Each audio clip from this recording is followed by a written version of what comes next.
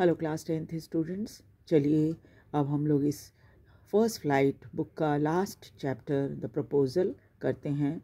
और इसके राइटर हैं एंटन चेखव। ये एक रशियन राइटर हैं। और प्रपोजल का अर्थ आप समझते ही होंगे, प्रस्ताव करना, प्रस्ताव देना। ठीक है, तो यहाँ पर क्या है, वैवाहिक प्रस्ताव है, शादी का प्रस्ताव है जो दिया जाता है। और एंटन चेखव ने थोड़ा सा मजाक, इस तरह की रशियन विवाह का थोड़ा सा मजाक उड़ाया है कि अल्टीमेटली लोग ऐसे परिवारों में शादी करना पसंद करते हैं जहाँ से पैसे या ज़्यादा पैतृक संपत्ति मिलने का ये होता है, मौका होता है। चलिए थोड़ा सा पहले रशियन वेडिंग के बारे में देख लेते हैं कि रशियन वेडिंग कैसी होती है। Do you know anything about Russian marriage ceremony? Read the article about a Russian wedding. वैसे अगर आप कुछ जानते हैं रशियन मैरिज के बारे में तो ठीक है, नहीं तो इसको पढ़ के आपको थोड़ा सा अंदाज़ा मिल जाएगा। Preparation for the Russian wedding. पहले प्रिपरेशन या तैयारी किस तरह से होती है रशियन वेडिंग की, ये देखिए। अ Russian wedding is very simple. बहुत ही साधारण तरीके से विवाह होता है। The planning only include arranging for ring, brides dress, car and reception. बस यही 4 चीज़ होती है जिसमें क्या होता है, अरेंजमेंट होती है रिंग्स की जो दूल्हा और दुल्हन एक दूसरे को पहनाते हैं, फिर ब्राइड की ड्रेस जो होती है वो अलग होती है बाकी समय से, बाकी लड़के तो वही ड्रेस पहनते हैं, सूट वगैरह जो होता है वो, और कार का अरेंजमेंट होता है और एक रिसेप्शन होता है। बस ये 4 चीज़ रशियन वेडिंग का मुख्य ये है, प्लानिंग में उनके ये मुख्य रूप से ये 4 चीज़ें होती हैं।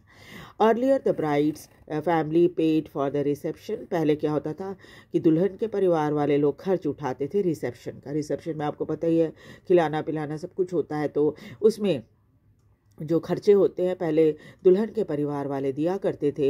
But now A days bride and grooms family usually share expenses. लेकिन अब क्या है कि दूल्हा और दुल्हन दोनों परिवार मिलजुल कर खर्च उठाते हैं।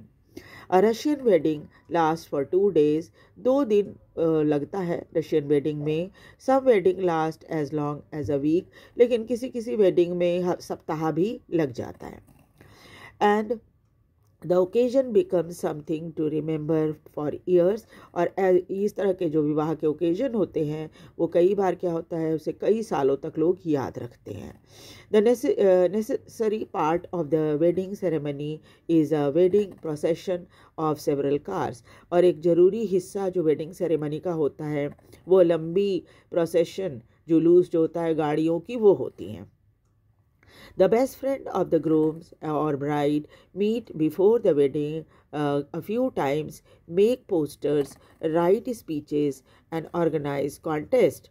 और जो बेस्ट फ्रेंड होते हैं दुल्हा या दुल्हन के, वो शादी से पहले 2-4 बार मिलते हैं कुछ बार, और उसके बाद वो पोस्टर बनाते हैं विवाह से संबंधित, कुछ स्पीच वगैरह तैयार करते हैं, और कुछ कॉन्टेस्ट जैसे कुछ गेम, पजल, ये सब चीज़ें जो होती हैं ना वो की जाती है। When the groom arrives to fetch the bride for the registration, he has to fight to get her. और जब दूल्हा दुल्हन को लेने के लिए जाता है और रजिस्ट्रेशन के लिए, इस विवाह का रजिस्ट्रेशन होता है पहले, तो रजिस्ट्रेशन के लिए जब जो आता है तो उसे दुल्हन तक पहुंचने में बड़ी लड़ाइयाँ लड़नी पड़ती हैं। लड़ाइयाँ मतलब मारपीट नहीं, वो वाली कि आसानी से पहुंचने नहीं देंगे, अड़चनें आती हैं। Russian usually live in apartment in a tall buildings and the groom has to climb several stairs to reach his bride। और रशियन लोग अक्सर क्या होता है, बड़े बड़े अपार्टमेंट में रहते हैं जो बहुत ऊंची बिल्डिंग होती है, और दूल्हे को सीढ़ियों से दुल्हन के घर तक पहुंचना होता है अपनी दुल्हन को लाने के लिए। But at each landing he must answer a question to be allowed to go up। लेकिन क्या होता है, हर बार जब आप एक फ्लोर पर पहुंचोगे तो क्या होगा, वहाँ पर उस आपको दुल्हन के घर के लोग जो है घेर लेंगे, और फिर उसके बाद आपसे बहुत तरह के प्रश्न पूछेंगे। जब आप सही तरीके से जवाब दे दोगे तो फिर आगे दूसरे फ्लोर तक पहुँचने के लिए इजाज़त दी जाएगी। The brides friends ask difficult question. और दुल्हन की जो सहेलियाँ होती हैं कभी कभी बड़े डिफ़िकल्ट क्वेश्चन पूछ लेती हैं, some time about the bride, कभी कभी तो दुल्हन से संबंधित, some time just difficult riddle, कभी कभी कुछ ऐसी पहेली वगैरह होती है, थोड़ी डिफ़िकल्ट पहेली वो पूछी जाती है दूल्हे से। And the groom must answer with the help of his friend, और दूल्हे को सभी प्रश्नों के जवाब देने होते हैं अपने दोस्तों की मदद से, यानी दोस्त मदद कर सकते हैं आंसर देने में। For example, he may be shown a few photos of baby girls and he must say which one his bride is. कई बार क्या होता है, एक उदाहरण के लिए आप समझिए कि एक फ़ोटो बचपन की बहुत छोटे की लड़की की दिखा दी जाती है, दुल्हन की, और कहा जाता है कि उसमें कई बच्चियाँ होती हैं, उसमें कहा जाता है कि पहचानो इसमें तुम्हारी दुल्हन कौन सी है। इफ़ ही गेसेस रॉन्ग, अगर उसने गेस किया और वो गलत हो गया answer, he must pay cash to move ahead, फिर क्या होता है, उससे पैसा लिया जाता है कि भाई आगे बढ़ने तभी देंगे जब तुम हमें पैसा दोगे। आफ्टर द मैरिज रजिस्ट्रेशन, फिर मैरिज रजिस्ट्रेशन हो जाता है, उसके बाद the newly married couple leaves the guest for a tour of the city side, दूल्हे दुल्हन को एक गाड़ी में उठा दिया जाता है और पूरा शहर घूमने के लिए भेज दिया जाता है। आफ्टर 2 or 3 आवर, 2-3 घंटे घूमने के बाद of the city tour, the couple arrives at the reception, 2-3 घंटे घूमने के बाद शहर को वो दूल्हा दुल्हन जो है वहाँ पहुँचते हैं जहाँ रिसेप्शन होता है।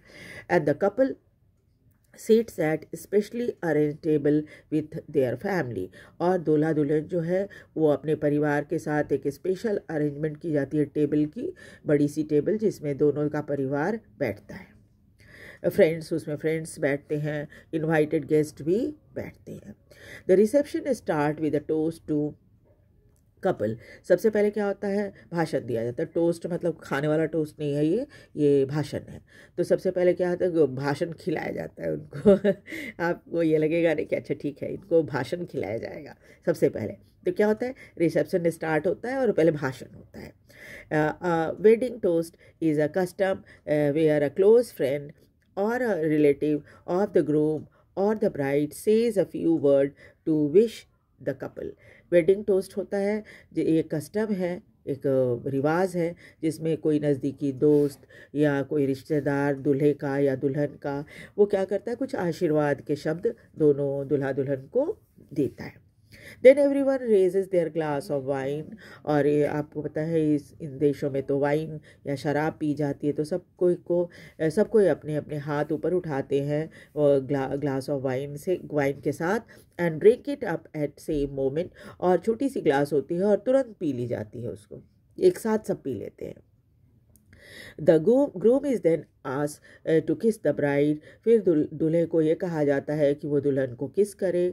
आफ्टर अ फ्यू टोस्ट, फिर कुछ लोग और भाषण देते हैं। पीपल स्टार्ट ईटिंग, फिर लोगों का खाना शुरू हो जाता है, एंड ड्रिंकिंग, पीना भी शुरू हो जाता है।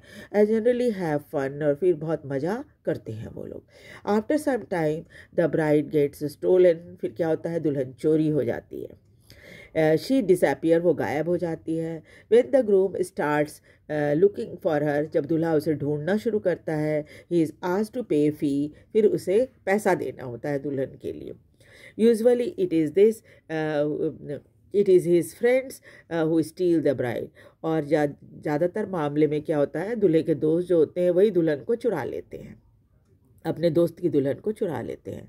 Then there are bride's friend, फिर क्या होता है कि दुल्हन की सहेलियां होती हैं। दे स्टील द ब्राइड शू, वो दुल्हन के जूते को चोरी कर लेती हैं। हमारे यहाँ उल्टा होता है, हमारे यहाँ दूल्हे के जूते को चोरी किया जाता है, या ये दुल्हन के जूते को चोरी कर लेते हैं। The groom must pay money for shoe too, तब क्या होता है, अब दुल्हन को नंगे पैर तो नहीं ले जाएंगे ससुराल में, तो क्या करता है दूल्हा जो है वो दुल्हन के जूते के लिए पैसे देता है। The guest enjoys watching these tussle and continue partying, और फिर पार्टी चलती रहती है, और जितने मेहमान आए हुए रहते हैं वो सब ये सब जो चलता रहता है खेल तमाशा, इसको वो एंजॉय करते रहते हैं। मतलब दोस्त और सभी लोग परिवार के साथ जो ये सब खेल चलता रहता है उसको वो लोग देखते हैं और आनंद उठाते हैं। तो ये तो इंट्रोडक्शन है एक रशियन वेडिंग का। अब चलिए उसके आगे हम स्टोरी को पढ़ेंगे। थोड़ा सा इंट्रोडक्शन स्टोरी का भी देख लेते हैं क्या है। The proposal, originally titled A Marriage Proposal, is a one-act play, a farce by the Russian short story writer and dramatist Anton Chekhov. It was written in 1888-89. तो प्रपोज़ल जो है वो एक एक्ट वाला ड्रामा है और एक तरह से प्रहसन बोला जाता है हिंदी में इसको, फार्स को।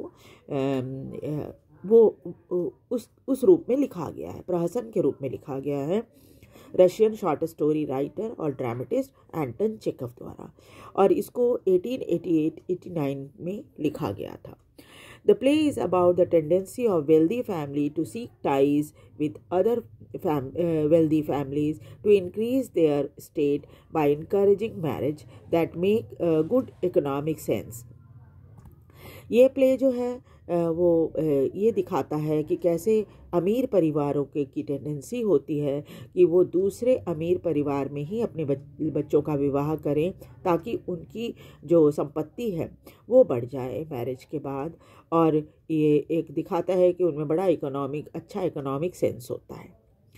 Ivan Lomov, a good time, long time wealthy neighbor of Stephen Chubukov, also wealthy, comes to seek the hand of Chubukov's 25-year-old daughter Natalia। और इस कहानी में इवान लोमोव, जो कि बहुत लंबे समय से स्टीफन चुबुकोव का पड़ोसी है और अमीर है, दोनों अमीर हैं, इवान लोमोव भी अमीर है और स्टीफन चुबुकोव भी अमीर है, also comes to seek the hand of Chubukov's 25-year-old daughter Natalia। और वो चुबुकोव की 25 वर्षीय बेटी नतालिया का हाथ मांगने आता है कि मैं उससे विवाह करना चाहता हूँ। All थ्री आर क्वेरलसम पीपल, लेकिन मुश्किल यह है कि तीनों झगड़ालू हैं, यानी कि चुबुकोव भी, लोमोव भी और नतालिया भी, तीनों झगड़ालू हैं। एंड दे क्वेरल ओवर पेटी इश्यूज़, और झगड़ा क्या होता है, झगड़ा छोटी छोटी बातों पर करने लग जाते हैं। इस प्ले में इसी बात का मजाक उड़ाया गया कि लड़ते हैं फिर शादी भी कर लेते हैं। The proposal is a danger of being forgotten amidst all this quarreling। और इस झगड़े, इन तीनों के झगड़े में वो प्रपोज़ल जो असल में लोमोव लेकर आया था इनके घर में, वो खो जाता है। ये झगड़ते रहते हैं और प्रपोज़ल की बात भूल जाते हैं। But the economic good sense ensured that proposal is made after all, although the quarreling perhaps continue। और जो इकोनॉमिक गुड सेंस जो है वो अंत में क्या होता है, बहुत ही डोमिनेंट हो जाता है और प्रपोज़ल को एक्सेप्ट कर लिया जाता है, और ऐसा लगता है कि जैसे कि अभी तो लड़ ही रहे हैं, भविष्य में भी इनकी लड़ाई चलती रहेगी। तो इस प्ले में बस 3 ही कैरेक्टर हैं, जिसमें स्टेफनोविच चुबुकोव जो कि एक लैंड ओनर है, नतालिया स्टेफनोवा जो कि उसकी डॉटर है, 25 ईयर्स ओल्ड है, और इवान विसिलोविच लोमोव जो कि नेबर है चुबुकोव का और एक बड़ा और बहुत ही ऐसे बहुत बड़ा लेकिन बहुत ही शक करने वाला लैंड ओनर है। अब हम देखेंगे कहाँ जो स्टेज जो है, अब स्टेज पर आ जाइए और स्टेज में देखिए क्या क्या है। ये Chubukov drawing room in Chubukov's house, ये चुबुकोव के घर का ड्राइंग रूम है और यहीं से प्ले स्टार्ट होता है। Chubukov, my dear fellow whom do अच्छा Lomov enters wearing a dress jacket and a white gloves। Chubukov rises to meet him। Lomov जो है वो ड्रेस जैकेट पहनकर और सफ़ेद ग्लव्स पहनकर आया है और चुबुकोव खड़ा हो जाता है उससे मिलने के लिए। और डायलॉग क्या है चुबुकोव का, ये देखिए। Chubukov, my dear fellow whom do I see? Ivan Vasilovich? I am extremely glad। Squeezes his hand, and now this is a surprise my darling, how are you? वो सबसे पहले तो आगे बोलती है, अच्छा भाई मैं किसे देख रहा हूँ, इवान विस्लोविच को। मैं तो बहुत ही खुश हुआ, और फिर उसे खूब ज़ोर से हाथ मिलाता है और बहुत ये कहता है कि मेरे लिए तो बहुत सरप्राइज़ है कि अच्छा तुम कैसे हो, ज़रा बताओ। तो लोमोव कहता है thank you and how may you be getting on. तो पूछते हैं कि मैं धन्यवाद, लेकिन आपका कैसा चल रहा है, सब कुछ कैसे चल रहे हैं। Chubukov, we must get along somehow, क्योंकि हमारा भी ठीक ही चल रहा है। My angel, thanks to your prayer and so on, हाँ तुम हमारे लिए प्रार्थना करते हो ना, इसलिए सब कुछ ठीक ठीक चल रहा है हमारा भी। सिट डाउन प्लीज़, बैठ जाओ कृपा करके। Now you know you should forget all about your neighbours my darling, मतलब बच्चे तुम्हें तो अपने पड़ोसियों को कभी भूलना नहीं चाहिए, है ना। My dear fellow, why are you so formal in your getup, फिर उससे पूछता है कि भाई तुमने जो ये कपड़े पहन रखे हैं बहुत फॉर्मल कपड़े पहन रखे हैं। जैसे फॉर्मल कपड़े हम कब पहनते हैं, जब कहीं कोई स्पेशल ओकेज़न में हमें जाना होता है तब। तो बोलते क्यों फॉर्मल कपड़े तुमने पहन रखे हैं। Evening dress, gloves and so on, evening dress पहन रखी है तुमने, ग्लव्स भी लगा रखा है और भी चीज़ें, और क्या। Can you be going somewhere my treasure, तो क्या बच्चे कहीं और जा रहे हो क्या। Lomo, no, I have come only to see you, honored Stefanovich. मैंने कहा हाँ नहीं, मैं तो बस आपसे ही मिलने आया था। देन चुबकोव कहता है, then why are you in evening dress my precious, as if you are paying a new year eve's visit. देखिए फिर तुमने ये इवनिंग ड्रेस क्यों पहन रखी है पड़ोसी के घर में आने के लिए, है ना। तो ऐसा लग रहा है जैसे कोई न्यू ईयर की कोई पार्टी हो रही है, उसमें तुम जा रहे हो। Lomov, will you see it is like this, मतलब हाँ आप समझ लीजिए एक पार्टी की तरह है। टेक्स हिज आर्म, और उनका हाथ पकड़ लेता है। I have come to you, मैं आपके पास ही आया हूँ। Honoured Stepanovich, to trouble you with a request, एक प्रार्थना है मेरी, उस अपनी आपको परेशान करने आया हूँ क्योंकि मेरी एक प्रार्थना है। No, once or twice have I already had privilege of applying to you for help, ऐसा नहीं है कि ये पहली बार है, एक दो बार पहले भी मैं आपसे कुछ ना कुछ रिक्वेस्ट के लिए, मदद की रिक्वेस्ट के लिए आया हूँ। And you have always so to speak, और जैसा कि हमेशा होता है पहले भी आप मेरी मदद कर ही चुके हैं, तो जैसा इस बार भी मुझे ऐसा ही लगता है कि आप मदद करेंगे। I must ask your pardon, मैं आपसे माफ़ी चाहता हूँ। आई एम गेटिंग एक्साइटेड, क्योंकि मैं बहुत ही एक्साइटेड हो रहा हूँ। आई शैल ड्रिंक सम वाटर, ऑनर्ड स्टेफेनोविच। स्टेफेनोविच, क्या मैं थोड़ा पानी पी सकता हूँ, और फिर वो पानी पी लेता है। Chubukov, aside, he has come to borrow money. Shan't give him any. Aloud, what is it, my beauty? वो अंदर ही अंदर चुबकोव जो है वो सोचता है जरूर मेरे से उधार मांगने आया है, एक पैसा इसको नहीं दूंगा। और फिर इतना बोलने के बाद वो ऊपर से कहता है, हाँ क्या है बच्चे बताओ। Lomo, you see, honored Stefanovich, I beg pardon, Stefan Honorich, I mean, I am awfully excited, as you will please notice. In short, you alone can help me, though I don't deserve it, of course, and haven't any right to count on your assistance. वैसे तो देखिए कि मैं आपसे माफ़ी चाहता हूँ, गलती से उसका नाम भी थोड़ा सा गलत निकल जाता है उसके मुंह से, स्पेनिच फिर ऑनरिच, इस तरह से एक्साइटमेंट में गलत शब्द इस्तेमाल कर लेता है वो। लेकिन फिर भी वो कहता है कि यू विल प्लीज़ नोटिस, आप एक चीज़ ध्यान दीजिए कि आप ही हैं जो मेरी मदद कर सकते हैं।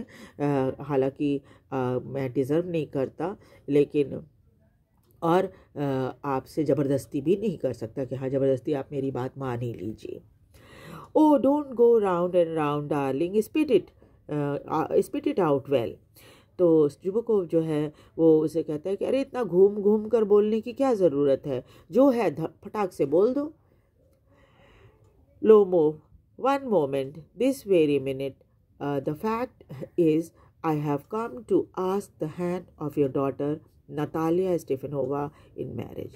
कहते अच्छा ठीक है, मैं अभी बस बता ही देता हूँ आपको, सच तो ये है कि मैं आपकी बेटी का हाथ मांगने आया हूँ नतालिया स्टेफनोवा का विवाह करने के लिए। ठीक है, तो in the next class will continue with the chapter. आप वीडियो देखिए, वीडियो देखकर लाइक और सब्सक्राइब भी ज़रूर कीजिए और शेयर भी कीजिए, ताकि दूसरे बच्चे भी इसका फ़ायदा उठा सकें और मेरा भी मोटिवेशन बना रहे। Thank you very much.